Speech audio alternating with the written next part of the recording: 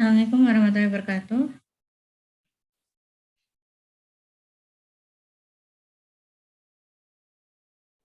Waalaikumsalam warahmatullahi wabarakatuh.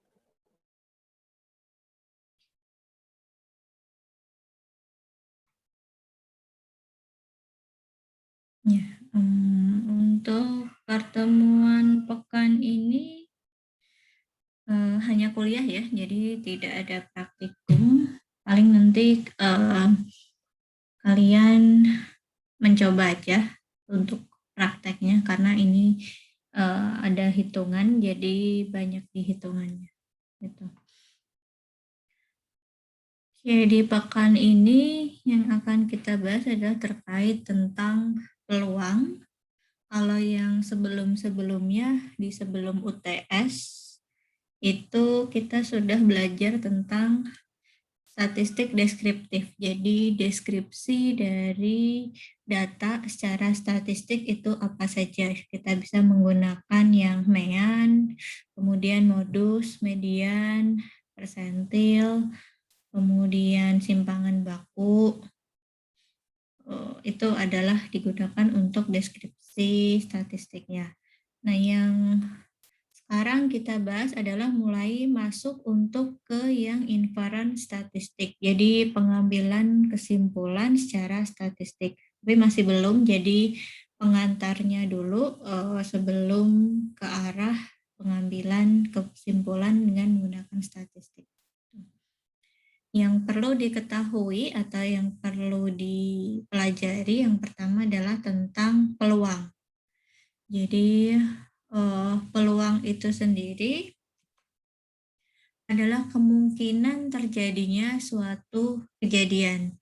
Kalau kita di percobaan atau mungkin di penelitian gitu ya atau eksperimen gitu kan ada banyak output atau outcome yang dihasilkan. Jadi keluaran dari percobaan itu apa atau output dari percobaan itu apa gitu. Nah, percobaan tersebut berarti kan ada kejadian-kejadian yang terjadi pada suatu percobaan. Nah, peluang terjadinya suatu kejadian tersebut pada suatu percobaan atau pada suatu eksperimen atau penelitian ataupun mungkin di dunia nyata itu disebut sebagai peluang atau probability atau probabilitas. Jadi kita menghitung ketidakpastian, kita ingin mengetahui kira-kira peluang sesuatu itu berapa. Contohnya misalkan peluang seseorang terkena COVID jika dia jalan-jalan di mana gitu, misalkan dia naik pesawat atau apa, nah itu berapa peluangnya, atau mungkin peluang seseorang sembuh dari kanker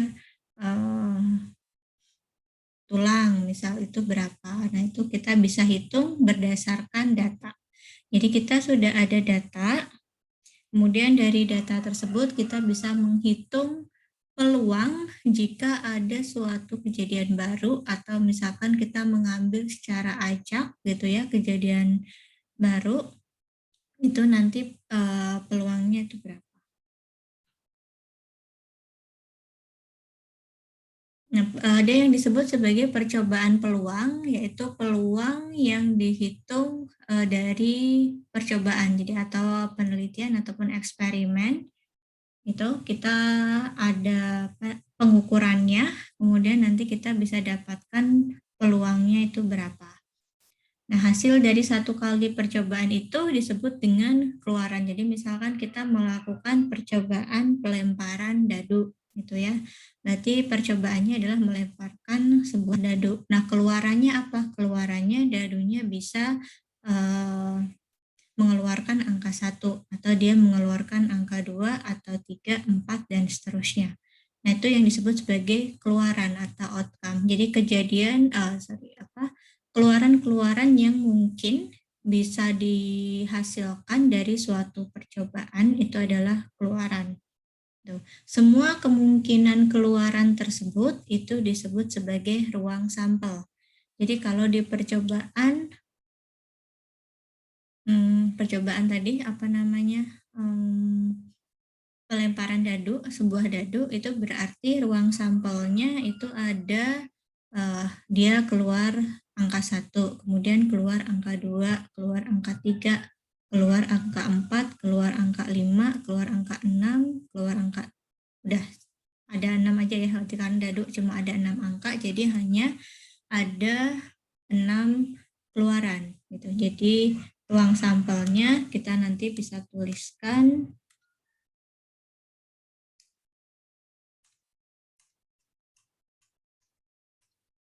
itu seperti ini.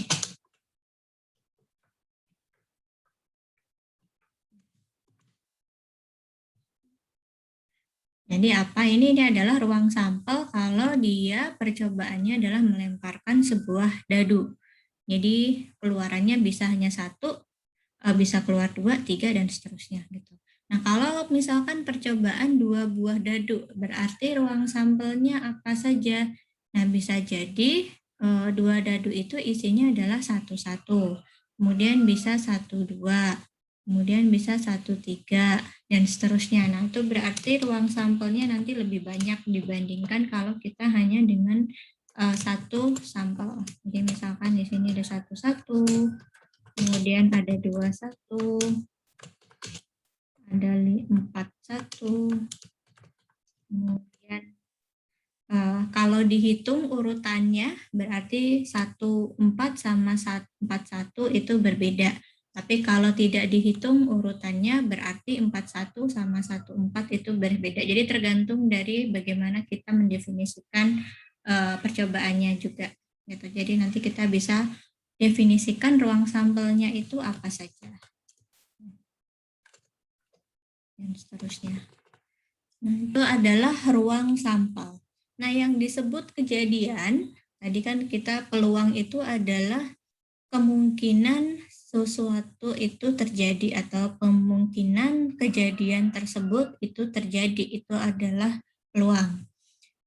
Nah, kejadian itu apa? Kejadian itu adalah bagian dari ruang sampel, berarti di sini kalau yang tadi percobaan melempar satu buah dadu, itu kejadiannya bisa adalah kejadian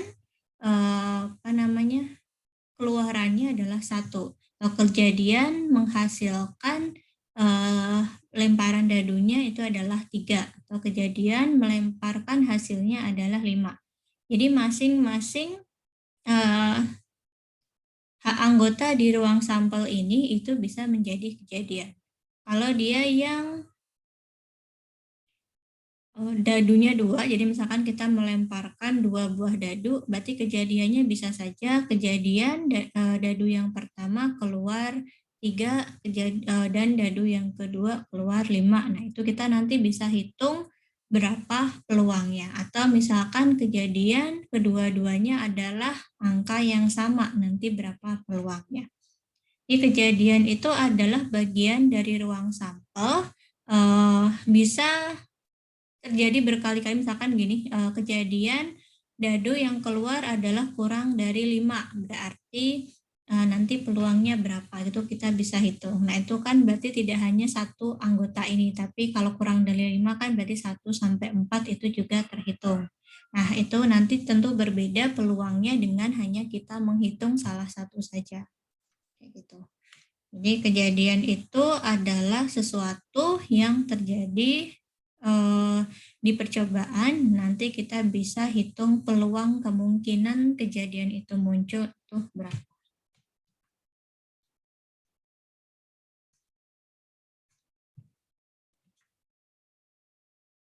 Ini contoh dari suatu percobaan peluang. Jadi misalkan percobaannya adalah ingin mengetahui demografi pengunjung perpustakaan di masa pandemi gitu. Nah, misalkan yang ingin diketahui adalah jenis kelamin, usia, dan level pendidikan. Berarti keluarannya nanti kita bisa tahu jenis kelaminnya itu apa. Dari setiap individu yang kita observasi gitu ya, misalkan pengunjungnya, apakah dia perempuan, laki-laki, kemudian usianya itu berapa, kemudian level pendidikannya seperti apa, seperti itu.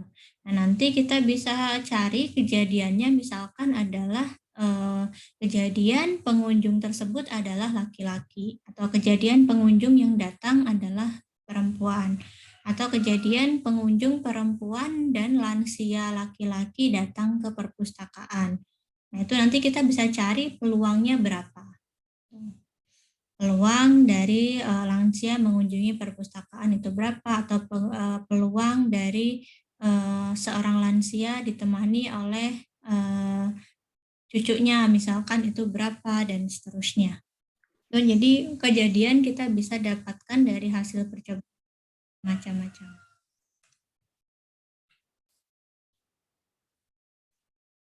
Cara menghitung peluang, jadi tadi karena kita membicarakan tentang peluang ya, jadi peluang kejadian, misalkan di sini kejadiannya event gitu, jadi peluang kejadian itu kita bisa peroleh dari jumlah outcome di kejadian dibagi jumlah outcome di keseluruhan ruang sampel. Ini misalkan kejadiannya adalah pelemparan dadu kurang dari 5, berarti jumlah outcome yang mungkin adalah keluaran 1, keluaran 2, keluaran 3, sama keluaran 4. Nah, total outcome di ruang sampelnya berarti adalah kemungkinan dia keluarnya itu kan berarti 1, 2, 3, 4, 5, 6. Berarti kita bisa hitung peluang kejadiannya adalah 4/6. Seperti itu. Kalau yang ini keluar angka 3 berarti kan hanya ada 1, berarti hanya ada di sini jumlah outcome di kejadian E-nya hanya ada 1, karena di sini kita pilih kejadiannya keluar angka 3 saja. Kemungkinan angka 3 keluar itu kan 1 kali, berarti jumlah outcome-nya itu adalah 1 kali. Kita bagi dengan jumlah outcome di keseluruhan ruang sampel. Nah, jumlah outcome di seluruhan ruang sampel itu ada 6, bisa keluar 1, 2, 3, 4, 5, 6. Nah, sehingga kita bisa hitung peluang keluar angka 3 itu adalah 1/6. Kalau yang tadi, peluang keluar angka kurang dari 5 itu adalah 4/6. Dan seterusnya. Gitu.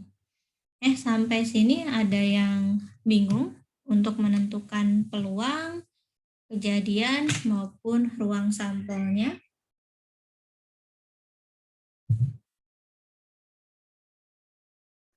Ibu, izin bertanya. Ya. Itu untuk peluang, kalau usia itu bisa diaplikasikan nggak, Bu, dalam ini? Tergantung sih, jadi apakah misalkan usia itu kita ingin mengetahui peluang seorang pengunjung itu usianya lebih dari 50 tahun misal gitu ya. Nah, itu bisa kita hitung berdasarkan data. Jadi ada berapa di data yang kita punya itu yang usianya lebih dari 50 tahun, kemudian dari total keseluruhan pengunjung itu ada berapa, nah kita bisa hitung peluangnya berarti sekian. Seperti itu. Jadi tetap bisa kita lakukan perhitungan. Berbeda dengan proporsi ya. Kalau proporsi kan berarti mungkin agak bingung dengan proporsi. Kalau proporsi kan sama aja kita membagi gitu kan.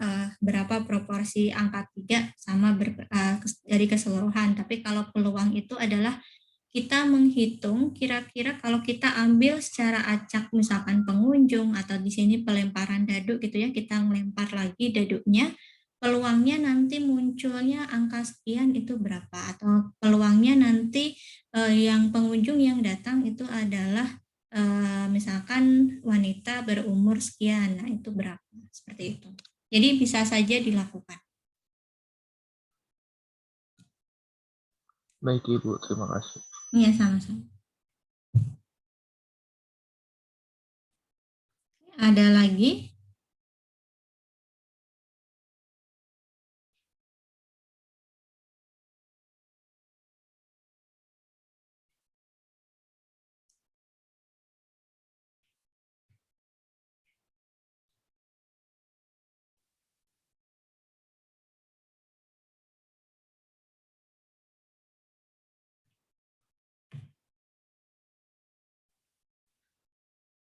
Saya lanjutkan.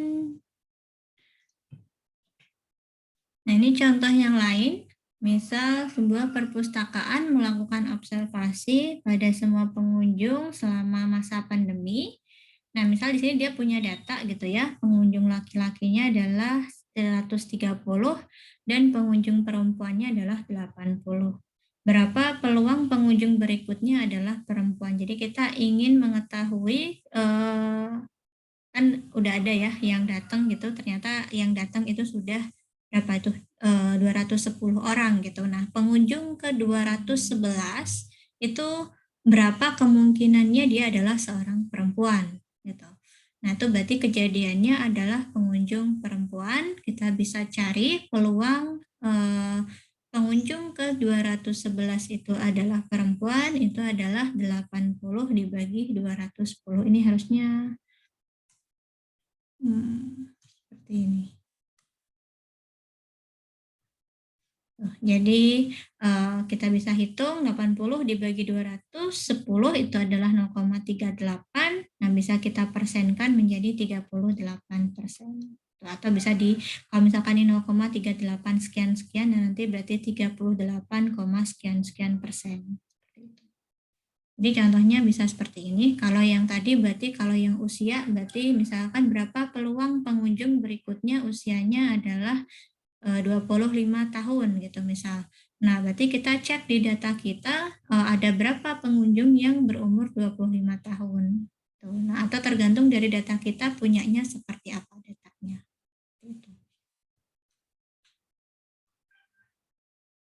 Nah, kemudian kita juga bisa menghitung peluang suatu kejadian dengan menggunakan frekuensi. Jadi kalau kita melakukan percobaan gitu ya, seperti yang percobaan observasi pengunjung itu kan berarti tidak hanya satu kali dilakukan, tapi dilakukannya adalah berkali-kali. Jadi kita bisa tahu tadi pengunjung perempuan adalah sekian, pengunjung laki-laki adalah sekian. Gitu. Nah, kalau hanya satu kali kan berarti misalkan satu kali peremparan dadu gitu. Nah, percobaan itu kan pasti diulang-ulang atau berapa banyak yang dilakukan gitu ya, sehingga kita bisa menghitung peluangnya secara empiris.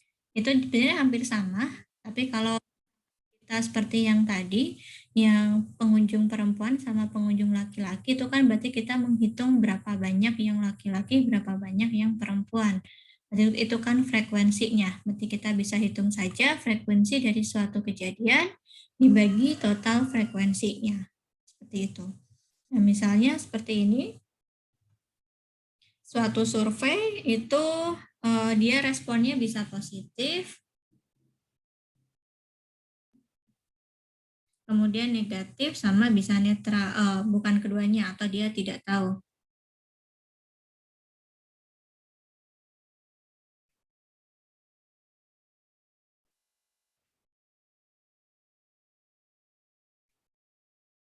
Itu. Nah, kemudian kita bisa tahu frekuensinya masing-masing, jadi berapa yang memberikan respon positif, itu 406, kemudian yang memberikan respon negatif, itu 752, yang tidak tahu atau ya apa namanya tidak bisa memberikan respon gitu ya, atau responnya itu ya tidak tahu, itu berarti 30.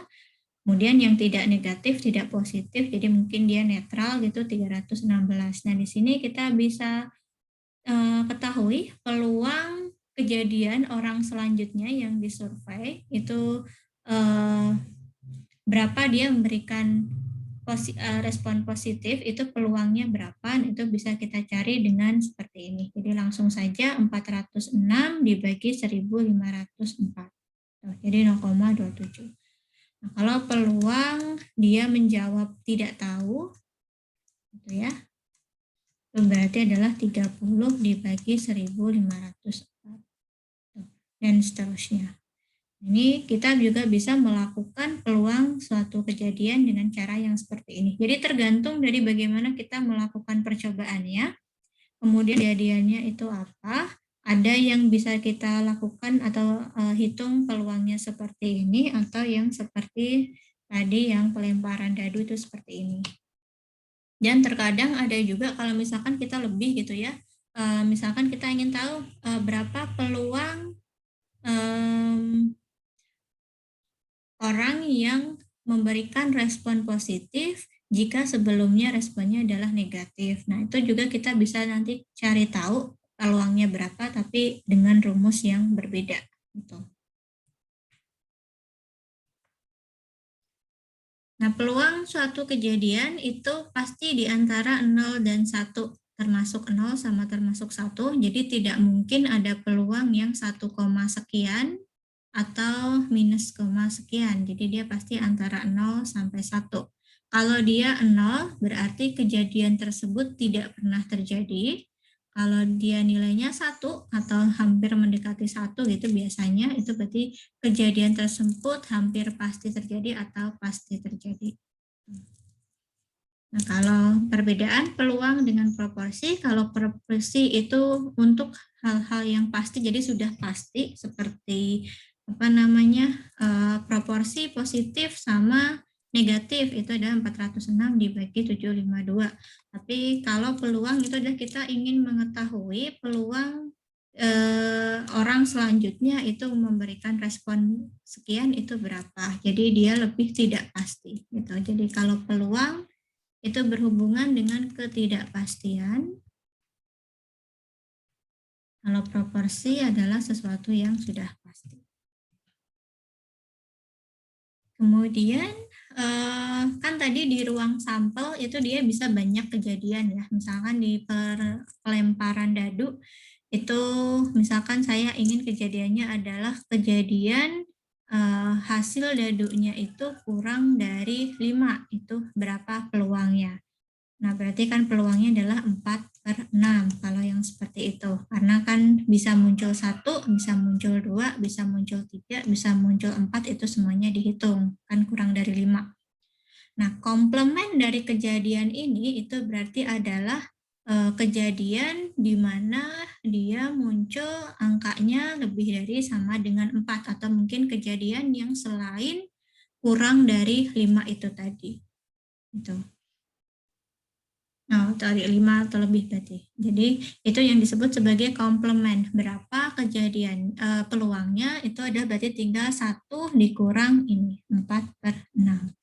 Berarti 2/6. Berarti ini adalah peluang dari kejadian yang di luar kurang dari 5, atau kita bisa tuliskan peluang kejadian mungkin lebih dari 4 gitu ya. Itu boleh juga, sama saja. Jadi komplement adalah counterpart dari suatu kejadian. Itu dan tidak harus hanya ada 2 kejadian ya. Jadi kalau misalkan kejadiannya ada 3 gitu, misalkan peluang pengunjung adalah seorang anak SMA. Nah, di mana yang lainnya itu ada yang sudah kuliah atau sudah bekerja gitu. Berarti komplement dari peluang yang anak SMA itu adalah selain yang anak SMA, termasuk yang bekerja, yang kuliah, maupun mungkin kalau ada yang anak-anak dan seterusnya. Itu. Jadi komplemennya adalah yang selain kejadian tersebut. Peluangnya kita bisa langsung kurangi 1 dikurangi peluang kejadian tersebut. Nah, kalau yang di kasus pada slide yang sebelumnya yang ini karena hanya ada 2, berarti komplemennya adalah dia pengunjung selain perempuan, itu adalah 0,62. Oke, ada yang masih bingung atau kurang jelas?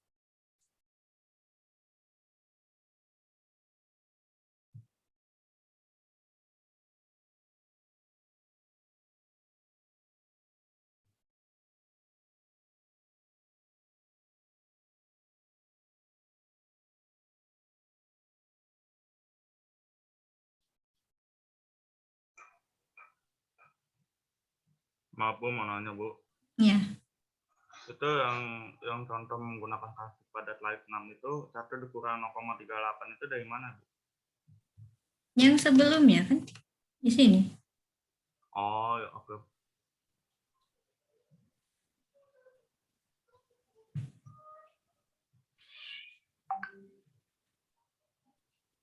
Oke Bu, makasih Bu. Ya, sama-sama. Ya, ada lagi?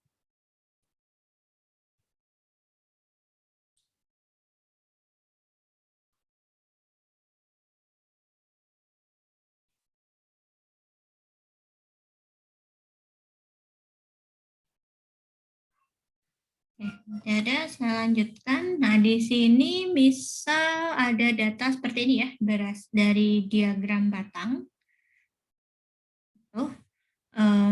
Dia adalah data level pendidikan pegawai dari suatu perusahaan. Nah, kira-kira berapa peluang pegawai baru adalah lulusan S2 atau memiliki master degree. Jadi yang master yang ini doktoral, bachelor, associate, kemudian SMA, dan ini yang lainnya. Nah, kira-kira berapa peluangnya dia adalah lulusan S2? Gimana caranya?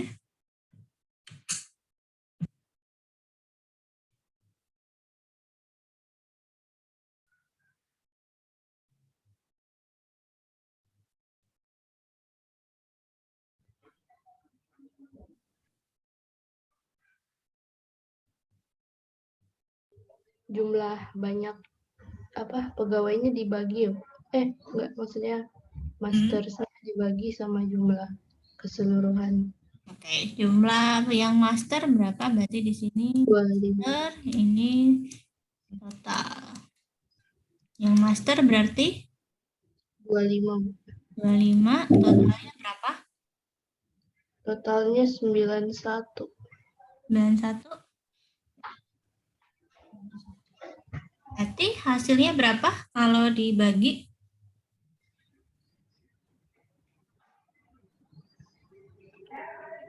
$0,274. 0,2747 ya? Ya, Bu. 0,2747 atau kita bisa tulis 0,275 atau bisa ditulis 27,5%. Jadi kalau misalkan dia rekrut baru gitu ya, peluang pegawai tersebut lulusan S2 itu adalah 27,5%. Yang diterima maksudnya ya. Jadi peluang pegawai baru yang diterima di perusahaan tersebut memiliki tingkat pendidikan S2 itu adalah 27,5%. Jadi itu kita bisa interpretasikan seperti itu.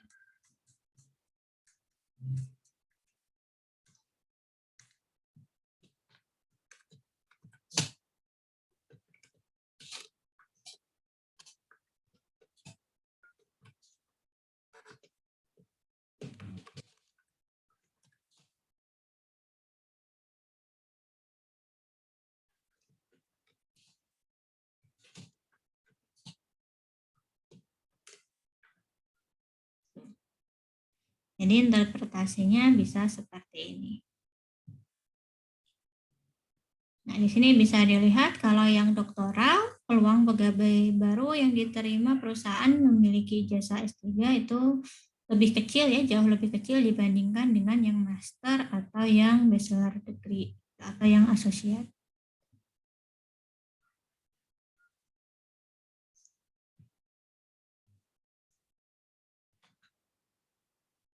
Nah, kemudian sebelum saya lanjut ke conditional probability, ini sudah cukup jelas atau masih ada yang bingung?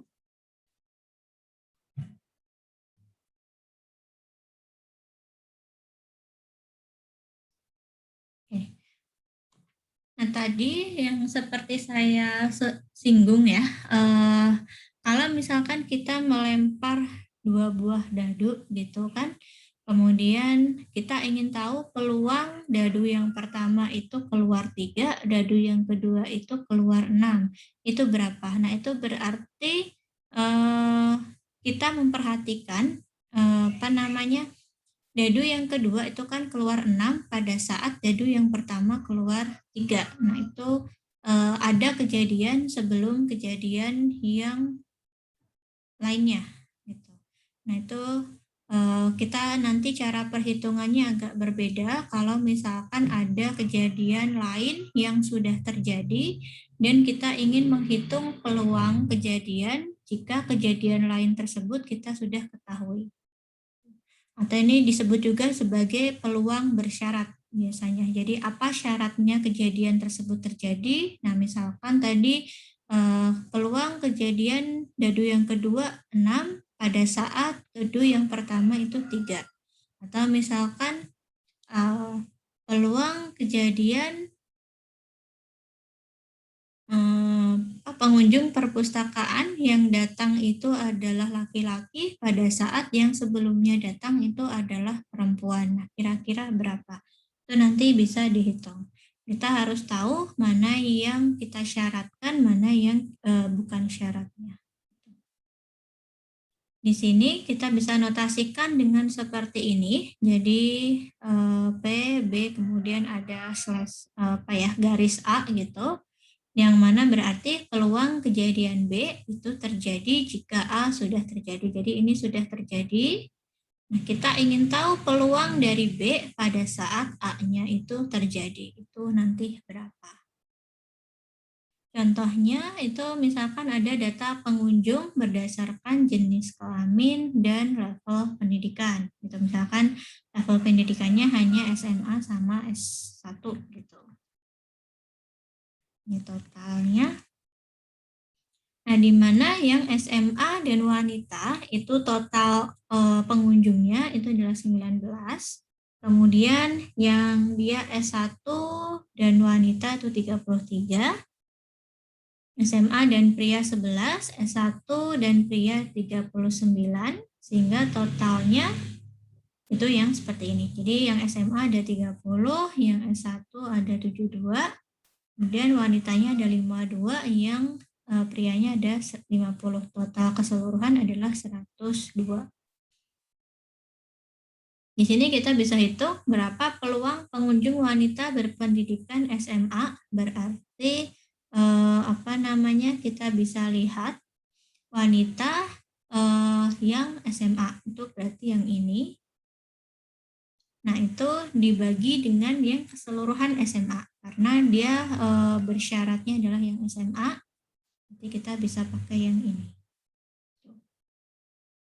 Nanti berbeda kalau misalkan kita mencari berapa peluang yang berpendidikan S1 itu adalah laki-laki, misal berarti tinggal kita nanti balik aja. Itu. Atau misalkan kalau yang peluang bersyarat itu tadi yang pelemparan dadu untuk 3 sama 6, berarti kita bisa tuliskannya seperti ini, peluang dia keluarannya adalah 6 gitu ya, pada saat 3 sudah keluar. Itu nanti berapa. Gitu. Atau kita juga bisa kalau misalkan kita mengambil bola jadi gitu. Nah, bolanya misalkan ada beberapa warna dan ada beberapa jumlahnya berbeda-beda. Nah, kita bisa tahu nanti peluangnya kalau pada saat kita mengambil bola yang kedua itu warnanya hijau, pada saat sebelumnya diambil warnanya kuning dan tidak dikembalikan, nah itu nanti berapa hasilnya, peluangnya. Itu kita bisa ketahui, misalkan dalam suatu kantong itu dia ada bolanya ada 9, 3 merah, 3 biru, 3 hijau gitu. Nah, misalkan bola yang pertama kalau diambil itu adalah merah. Berarti bola yang pertama ini yang diambil merah itu peluangnya adalah 1/9. 3/9 karena 3 merah. 3/9 atau 1/3 gitu. Nah, peluang bola yang kedua itu berapa? Berarti kita bisa cari misalkan bola yang kedua itu merah lagi.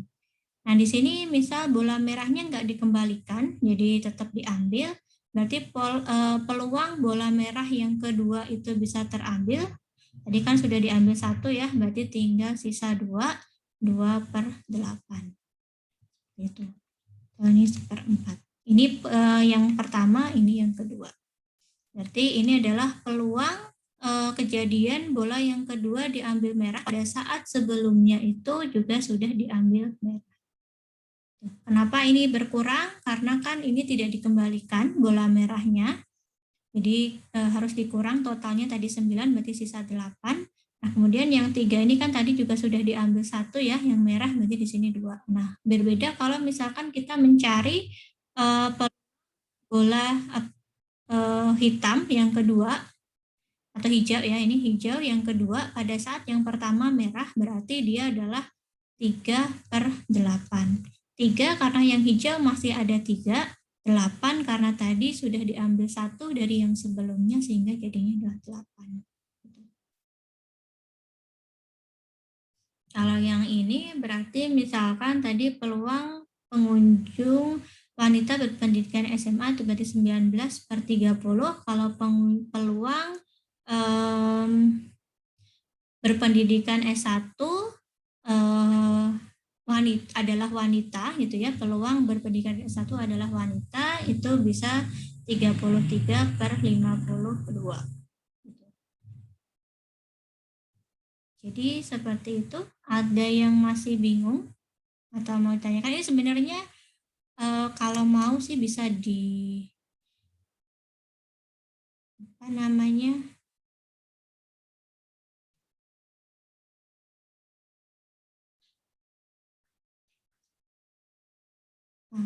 bisa dijabarkan ya. Jadi ini sebenarnya 19/102, kemudian yang di sini adalah 30/102.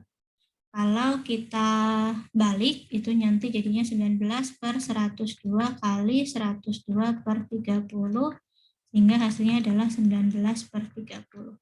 Jadi di sini yang di pembilangnya itu adalah peluang dia itu wanita, kemudian yang di bawah itu adalah peluang dia itu SMA secara keseluruhan. Seperti itu. Jadi 19/30 ini itu bisa didapatkan juga dari cara yang seperti ini.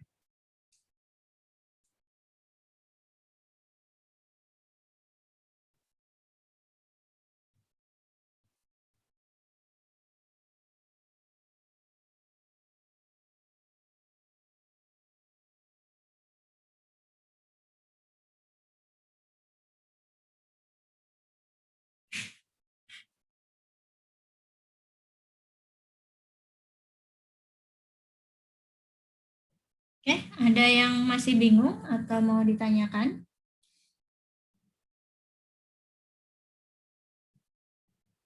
Kalau peluang kedua-duanya merah gitu berapa? Berarti nanti tinggal dikalikan. Tergantung apakah yang bola pertama itu mau dikembalikan atau tidak. Kalau tidak dikembalikan berarti kita bisa kalikan 1/3 kali 3/8. Jadi ini adalah peluang kedua-duanya adalah merah. Berarti kita kalikan 1/3 sama 3/8. Kalau yang ini berarti adalah peluang bola yang kedua pada saat diketahui bola yang pertama adalah merah dan peluang keduanya adalah hijau, peluang bolanya adalah hijau, itu adalah 3/8.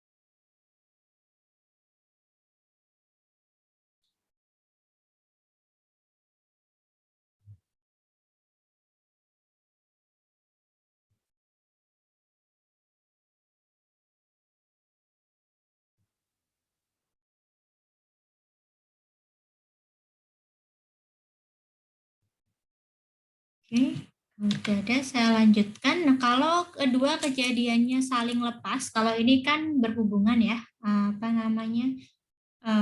satu kejadian berhubungan dengan kejadian yang lain, terutama ini karena dia tidak dikembalikan, berarti berhubungan.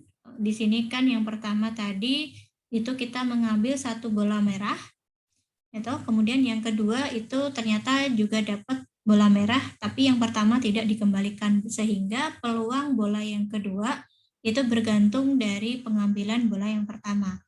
Kalau dia saling lepas atau independen, itu bolanya kita kembalikan. Jadi bola yang pertama kita kembalikan, berarti bola yang pertama misalkan terambil itu biru, berarti peluangnya adalah 3/9. Nah, kemudian kita kembalikan lagi bola biru itu ke kantong, kemudian kita ambil lagi bolanya ternyata dapat hijau, atau mungkin kita ambil lagi ternyata biru lagi. Nah, itu peluangnya itu sama, dia adalah 3/9 juga. Itu yang disebut dengan kejadian saling lepas. Jadi tidak ada keterhubungan antara satu kejadian dengan kejadian yang lain. Karena tadi bolanya dikembalikan.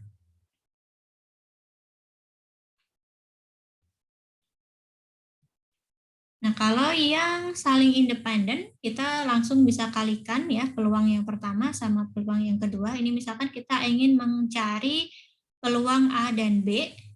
Jadi misalkan tadi peluang bola yang pertama adalah merah, peluang bola yang kedua adalah merah, di mana tidak dikembalikan bola yang pertama, berarti kita pakai yang ini. Tapi kalau misalkan bola yang pertama itu tidak dikembalikan, berarti kita pakainya yang ini. Kalau misalkan kita ingin tahu peluang kejadian A atau B, jadi misalkan berapa peluang pengambilannya itu adalah merah atau biru. Nah, itu berarti kita bisa menghitungnya dengan cara seperti ini. Jadi peluang A-nya berarti peluang merahnya berapa, kemudian peluang birunya itu berapa, dikurangi dengan peluang merah dan biru. Nah, ini tergantung merah dan birunya ini apakah dia kejadiannya independen ataukah kejadiannya itu secara berurutan atau yang bersyarat tadi. Nah, nanti mungkin yang agak susah itu adalah kita mengidentifikasi kejadiannya itu bersyarat atau tidak. Kemudian kejadiannya itu seperti apa yang benar, itu biasanya yang agak tricky untuk kita bisa menentukan perhitungan peluangnya. Ini contohnya, misalkan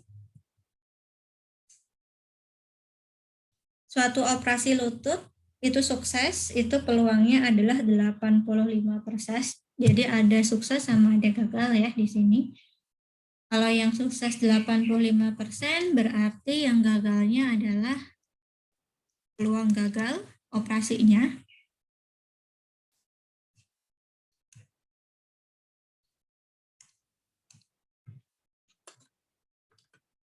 Itu adalah berarti 1 dikurang 85% itu adalah 15%.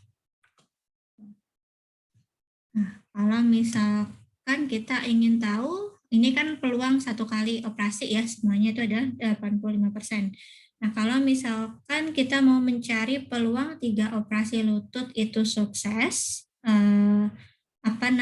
jadi ada 3 kali operasi dan ketiga-tiganya itu sukses. Nah, karena di sini hasil operasinya itu kan tidak mempengaruhi hasil operasi yang lain, sehingga peluangnya pun tidak mempengaruhi peluang yang lain. Jadi dia kejadiannya adalah independen atau saling terpisah.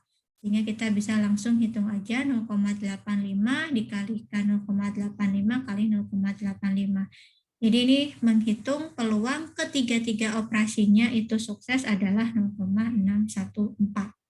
Itu bukan menghitung peluang operasi ketiga sukses ya, itu berbeda. Kalau peluang operasi ketiga sukses itu berarti sama aja 0,85. Tapi di sini adalah peluang ketiga operasi, jadi dari operasi 1 sampai operasi 3 dan ketiga-tiganya itu sukses itu adalah 0,6145. Nah, kalau peluang ketiga operasi gagal berarti tinggal dikalikan aja. Kalau misalkan kita ingin tahu peluang misalkan 2 operasi sukses kemudian 1 operasi gagal, berarti tinggal 0,85 kali 0,85 kali 0,15. Di sini karena tadi kembali lagi operasi lutut ini tidak mempengaruhi operasi lutut yang lain, jadi peluangnya itu sama seperti kalau halnya kita melempar dadu. Kalau 1 kali melempar dadu itu kan peluangnya adalah 1/6. Jadi kalau misalkan kita melakukan 3 kali pelemparan dadu secara berturut-turut, itu kan berarti terpisah. Nah, berapa peluangnya? Nah, itu nanti tergantung dari apa kejadiannya yang kita ingin ketahui. Misalkan peluang kejadian tiga-tiganya pada saat dilempar 1, 2, 3 gitu ya, ke 1, ke 2 dan ke 3 itu hasilnya adalah 3 misal, nah itu berapa? Nah itu berarti tinggal 1/6 kali 1/6 kali 1/6. Seperti itu. Ini nanti peluangnya berapa. Nah di sini ingin diketahui peluang paling tidak satu operasi sukses, berarti kan kalau dia ada 3 operasi kan kemungkinannya bisa ketiga-tiganya sukses, ketiga-tiganya gagal, atau 2 operasi sukses, atau 2 operasi gagal, gitu kan. Nah itu kalau misalkan kita ingin tahu paling tidak satu operasi sukses itu kan sama saja berarti 2 operasi sukses, kemudian atau tiga-tiganya adalah satu operasi sukses, 2 operasi sukses, atau tiga-tiganya adalah sukses. Berarti kan yang bukan termasuk di himpunan tersebut adalah operasi yang ketiga-tiganya gagal. Sehingga kita bisa hitung operasi yang ketiga-tiganya gagal itu adalah 0,003. Jadi kita kalikan. Nah, dikurangin saja 1 dengan 0,003. Sehingga peluang paling tidak satu operasi sukses itu adalah 0,997 atau 99,7%.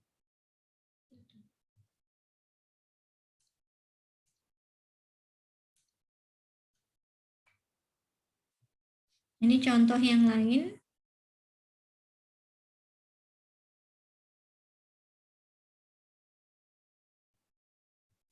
Misal dalam suatu kotak ada 16 bola, masing-masing 4 warnanya merah, hijau, biru, sama kuning.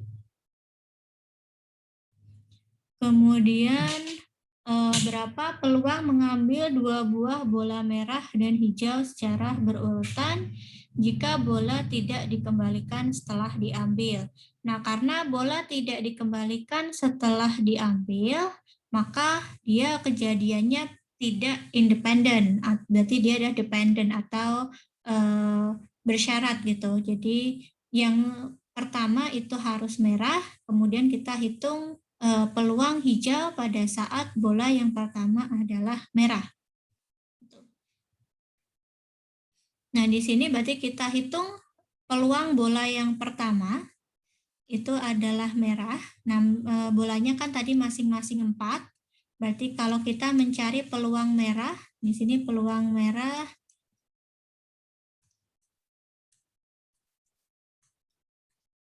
berarti peluang merah itu adalah, ini untuk bola yang pertama ya, peluang merah itu 4/16. Sama untuk peluang biru juga 4/16. Kemudian untuk hijau juga 4/16. Untuk kuning juga 4/16. Ini untuk peluang bola yang pertama. Nah, karena bola yang pertama tidak dikembalikan, berarti kita harus hitung peluang bola hijau pada saat merah itu sudah diambil yang pertama. Berarti karena ini sudah diambil yang pertama, berarti merahnya sisa 3, kemudian bolanya sisa 15. Nah, tapi karena di sini adalah yang ditanyakan yang kedua itu hijau, berarti hijau masih 4, berarti peluang hijau bersyarat merah, berarti peluang hijau pada saat merah sudah diambil itu adalah 4/15. Sehingga kita bisa hitung peluang kedua buah bola adalah merah dan hijau secara berurutan tanpa dikembalikan itu adalah 4/16 kali 4/15. Berbeda kalau misalkan dia dikembalikan. Kalau bola merah yang pertama itu dikembalikan, berarti peluang bola hijau yang kedua yang akan diambil itu adalah 4/16. Sehingga peluang bola merah dan hijau yang diambil secara berurutan dengan pengembalian itu adalah 4/16 kali 4/16. Sama kalau untuk kedua bola merah dan dikembalikan pun nanti hasilnya juga akan sama. Karena dia jadinya adalah independen. Ada yang masih bingung?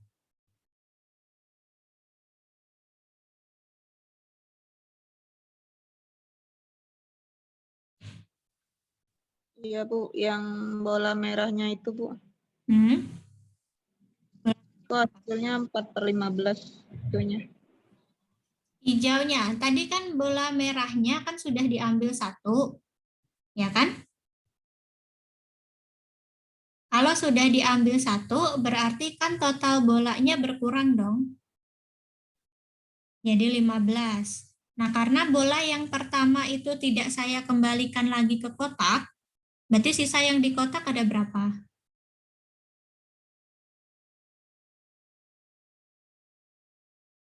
15, Bu. Nah, ada 15. Berarti kalau saya ingin mengambil bola lagi dari kotak itu ya, misalkan saya nggak melihat isi bolanya, jadi saya ambil aja secara acak, peluang hijau saya ambil berarti kan 4 di antara 15 bola yang ada gitu kan. Berarti peluang hijau bersyarat merah yang sudah diambil terlebih dahulu itu adalah 4/15. Kecuali kalau misalkan ini tadi saya sudah ambil bola, ternyata saya dapat merah. Itu kan? Itu kan berarti peluangnya yang saya pada saat saya mengambil merah itu kan peluangnya adalah 4/16 karena total bolanya ada 16, total bola merahnya ada 4. Jadi pada saat saya mengambil dan keluar adalah merah, itu peluangnya adalah 4/16. Nah, kalau saya kembalikan bola merah itu tadi, kembali ke dalam kotak, itu, kemudian saya ambil lagi, saya acak-acak lagi gitu ya, terus saya asal ambil, ternyata yang keluar hijau.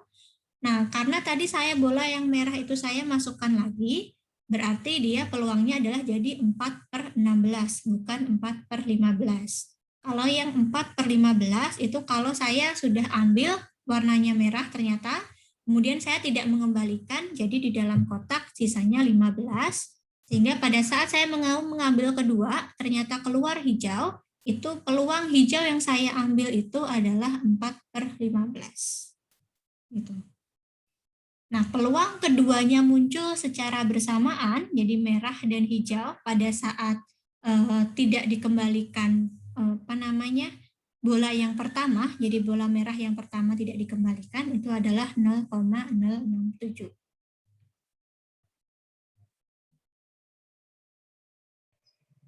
Bu, mau nanya Bu. Ya. Bu, kan di situ mengambil 2 buah bola merah, bukannya jadi 4/14 Bu?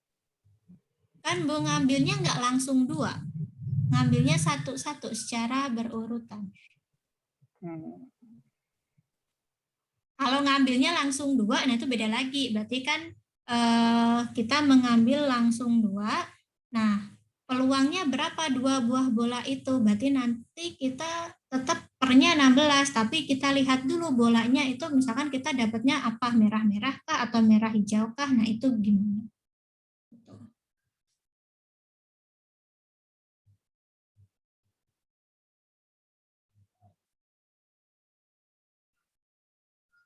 Jadi berbeda ya antara kita mengambil kedua-duanya secara bersamaan dengan secara berurutan.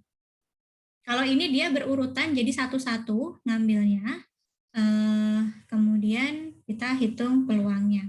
Kalau misalkan mau diambil 2 bersamaan, nah itu berarti kita harus melihat dulu warnanya nanti hasilnya apa, kemudian kita hitung peluangnya berapa.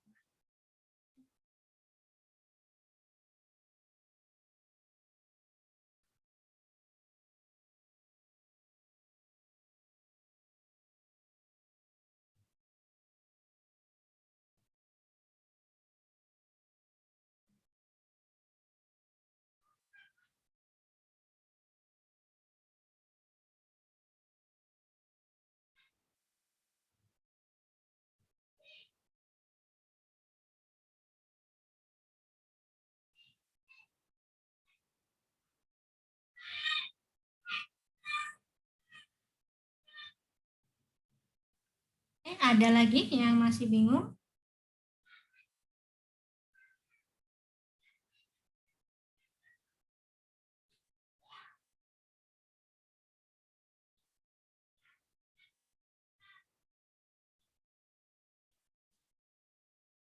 Ada, saya lanjutkan. Nah, ini contoh yang lain lagi. Misal 15.000 mahasiswa dia apply residensi gitu ya, 93%-nya dari yang apply residensi itu tadi mendapatkan posisi residensinya sesuai keinginan. Nah, dari yang mendapatkan residensi sesuai keinginan tersebut, 82%-nya itu posisi sesuai keinginannya adalah top 3-nya. Jadi 3 pilihan pertamanya itu adalah memang yang dia dapatkan posisi sesuai keinginannya. Nah, kita bisa cari berapa peluang mahasiswa yang dipilih secara acak itu mendapatkan posisi yang sesuai dan merupakan satu dari 3 pilihan yang dipilih. Di sini berarti ada 2 kejadian. Kejadian yang pertama adalah mendapatkan posisi residensi sesuai keinginan. Ini. Kemudian yang kedua adalah posisi dari kejadian A itu sesuai dengan 3 pilihan. Tadi kan di sini ada 15.000 mahasiswa, kemudian 93% dari 15.000 itu mendapatkan posisi residensi sesuai keinginan, 82% dari 93%-nya itu posisi yang sesuai keinginannya itu berada di 3 pilihan yang dia pilih. Nah, itu kita bisa tuliskan tadi berarti kejadian A-nya itu adalah 0,93 ya, yang mendapatkan residensi sesuai keinginan 93%. Kemudian posisi kejadian A sesuai dengan 3 pilihan, jadi yang 82% ini kan tadi berasal dari 93%, berarti ini kita bisa tuliskan sebagai peluang kejadian B pada saat A sudah terjadi itu kita bisa tulis 0,82. Sehingga kalau kita ingin tahu peluang mahasiswa yang dipilih itu secara acak mendapatkan posisi yang sesuai dan merupakan satu dari 3 pilihan. Jadi kita ingin ambil satu mahasiswa secara acak gitu ya. Nah, ternyata mahasiswa yang kita ambil secara acak itu dia posisi residensinya sesuai dengan pilihannya dia. Dan pilihannya itu adalah berada di top 3 yang dia pilih. Untuk kita bisa langsung kalikan saja peluang kejadian A dengan peluang kejadian B bersyarat A. Jadi langsung hasilnya adalah 0,763. Jadi ada 76,3% peluangnya mahasiswa yang kita pilih itu posisinya adalah sesuai dan posisi yang sesuai itu adalah 3 teratas pilihannya.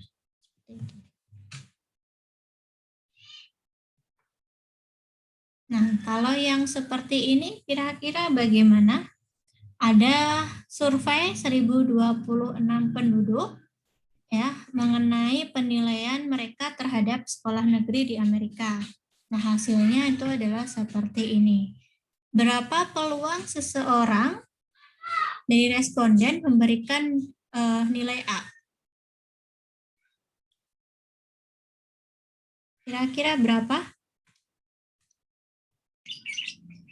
52 per 52/1026. Ya, 52 dibagi 1026 ya. Jadi ini masih sederhana. Jadi kita mencari peluang kalau kita ambil responden secara acak itu dia memberikan nilai A itu adalah 52/1026. Nanti dihitung aja 0, sekian-sekian gitu ya.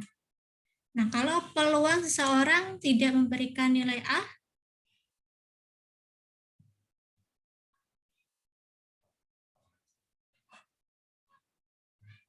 berarti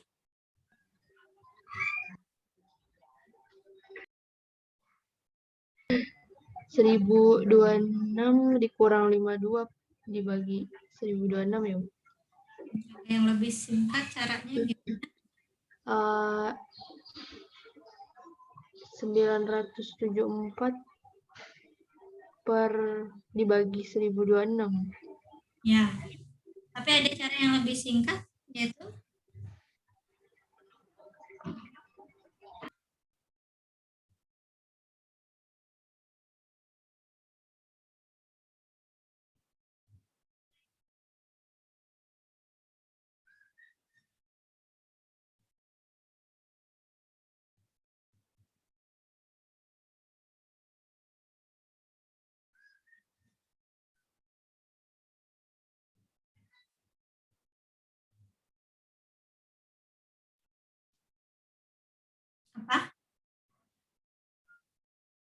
Cara yang itu benar tadi 900 sekian dibagi 1026, tapi ada cara lain?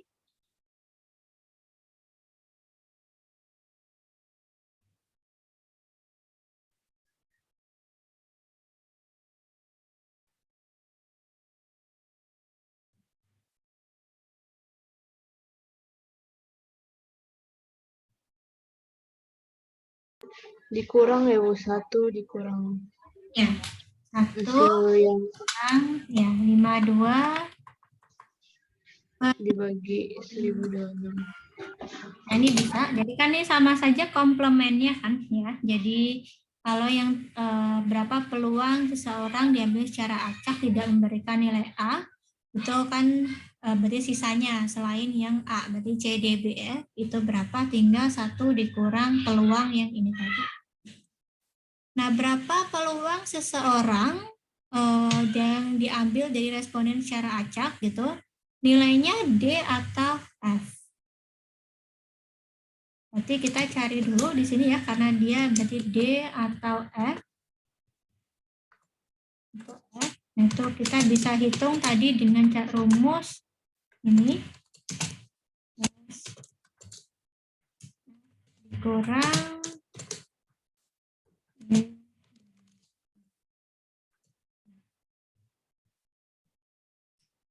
Jadi kita cari dulu peluang nilai D berapa?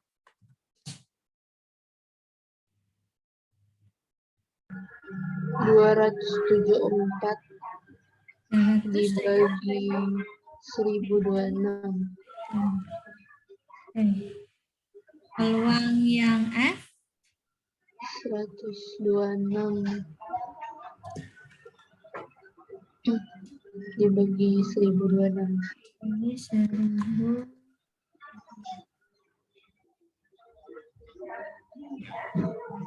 Dan peluang D dan F, dua kejadian itu berhubungan atau tidak? Peluang D sama peluang F? Independen atau dia dependen?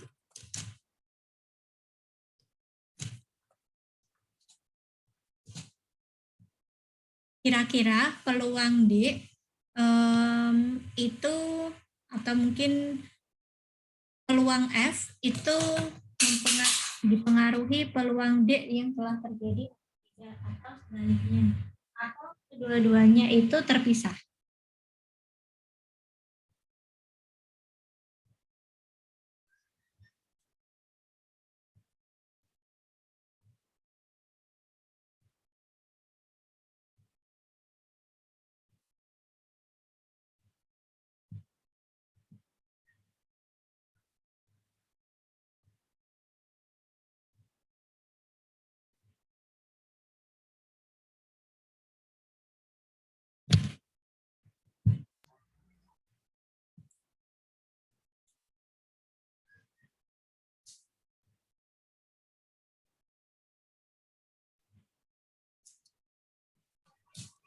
Terpisah Bu.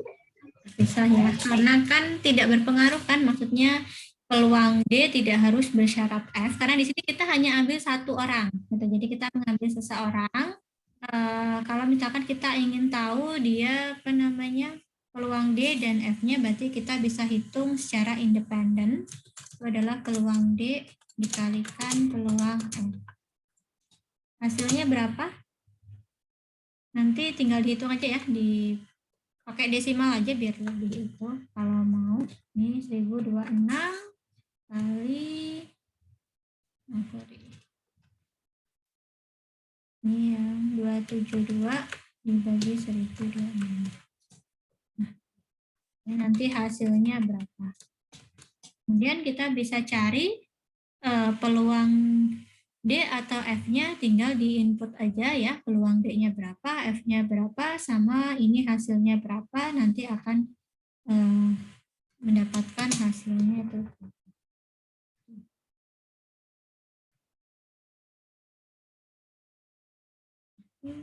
Nah, ini satu lagi, atau ini ada yang masih mau ditanyakan?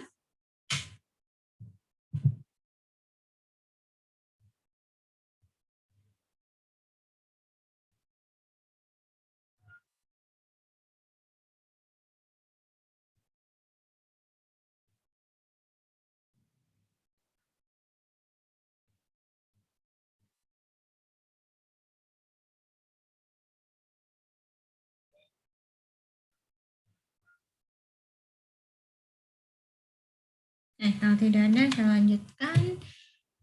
Dari tabel di samping gitu ya.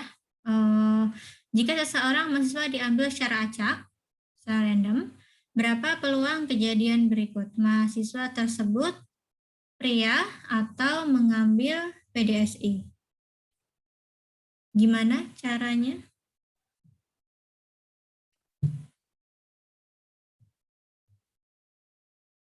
Kira-kira?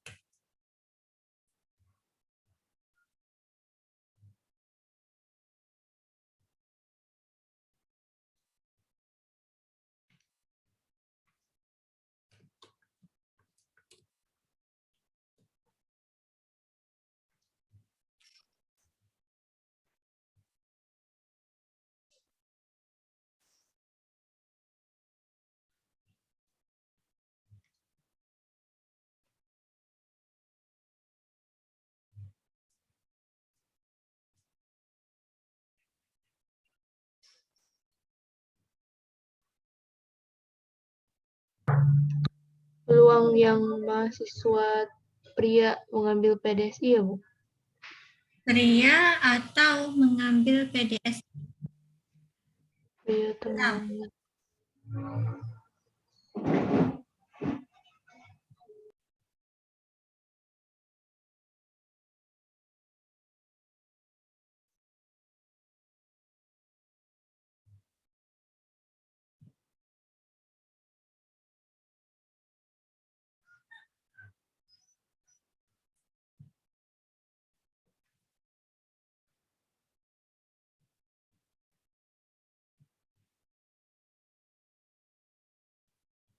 Atau mungkin pas sebelum atau berapa peluang mahasiswa tersebut pria dan mengambil PDSI dulu deh. Peluang dia pria dan mengambil PDSI. 70 per 135, Bu. Per 135. Yang lain ada yang berbeda atau sudah sama?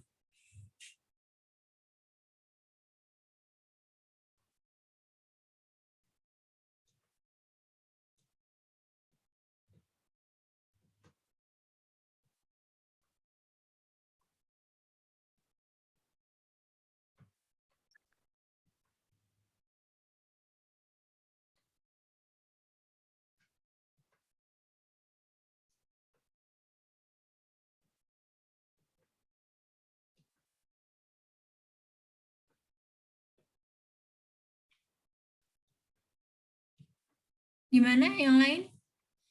Sudah sama ataukah ada yang berbeda?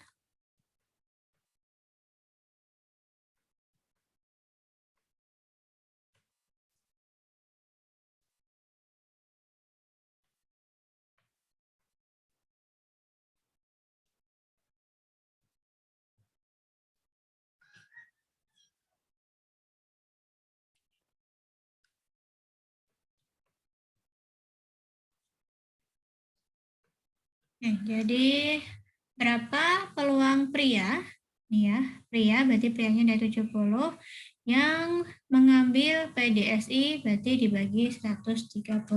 Berarti di sini adalah 70 dibagi 135. Dan di sini pertanyaannya adalah mahasiswa tersebut pria atau mengambil PDSI. Jadi ini pria atau PDSI. Jadi tadi kita pria itu berapa, PDSI itu berapa, dikurang pria dan PDSI. Nah, prianya berapa?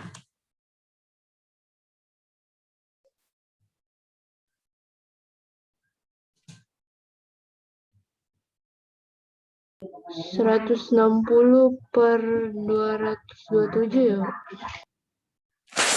Bukan 227, 277. 200. Iya, 277. Yang PDSI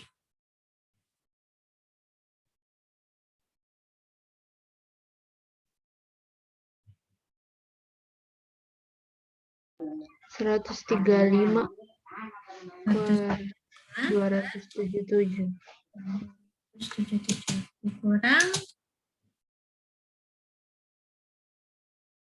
berapa? Dikurangnya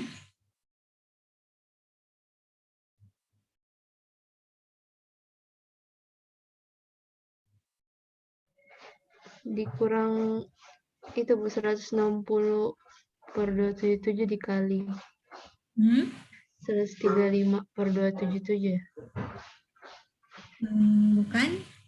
Berapa ini kan P pria dan PDSI tadi udah dicari. Ya kan bersyarat. 70 70 per 135. Nah, tinggal nanti dihitung aja ini hasilnya berapa.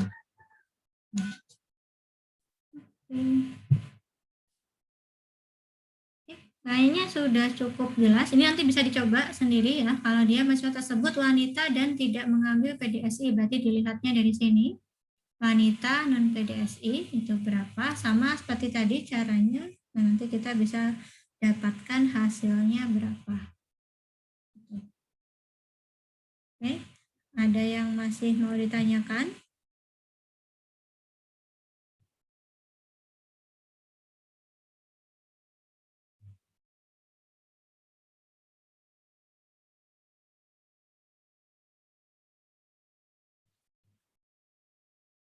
Kalau tidak ada, saya akhiri. Nanti ada kuis ya. Jadi nanti masih saya hidden kuisnya. Kuisnya nanti langsung di layarnya. Silahkan nanti dikerjakan, waktunya 65 menit. Bisa langsung dikerjakan setelah jam ini berapa? 9.20 nanti.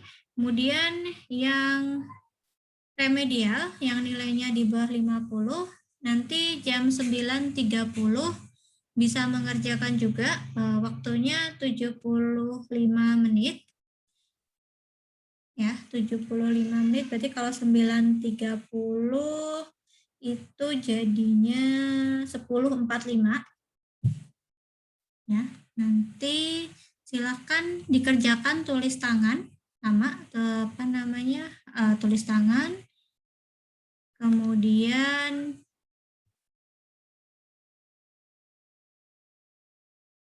nanti bisa diunggah hasil yang difoto jelas ya, kemudian vertikal jangan horizontal, jangan kebalik karena susah, kemudian pastikan tulisannya jelas dan bisa dibaca. Kalau kalian merasa tidak bisa dibaca, saya juga nanti tidak bisa membaca gitu. Karena kalau tidak bisa dibaca, ya saya nggak bisa nilai. Gitu. Oke, jadi nanti yang setelah ini itu kalian bisa cek kuisnya jam 9.20. Kemudian kalau yang sambil remedial bisa dikerjakan dulu remedialnya nanti 9.30. Karena kuisnya bisa sampai hari Kamis. Kamis kalau nggak Rabu, Kamis kayaknya gitu. Jadi silakan kalau yang mau mengerjakan sekarang bisa diselesaikan sekarang, kalau mau mengerjakan nanti bisa diselesaikan nanti, kemudian dikerjakan secara individu masing-masing. Tuh ya. Ada yang masih ditanyakan atau sudah cukup jelas? Materi kuisnya tentang apa, Bu? Hari ini peluang. Jadi kalau misalkan mau dibuka lagi, nanti mau dicek lagi boleh sebelum mengerjakan kuis ya, karena hanya 65 menit, walaupun kayaknya sih harusnya nggak sampai itu juga sudah bisa selesai. Jadi masih mau dicek-cek lagi nanti boleh, atau kalau enggak ya bisa langsung dikerjakan aja. Itu kalau sudah cukup jelas yang tadi nanti bisa langsung dikerjakan aja.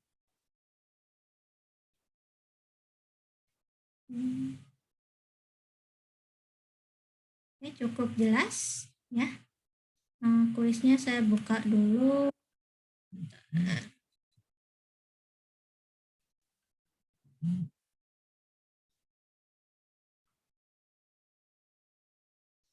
Ya, sudah bisa diakses kuisnya.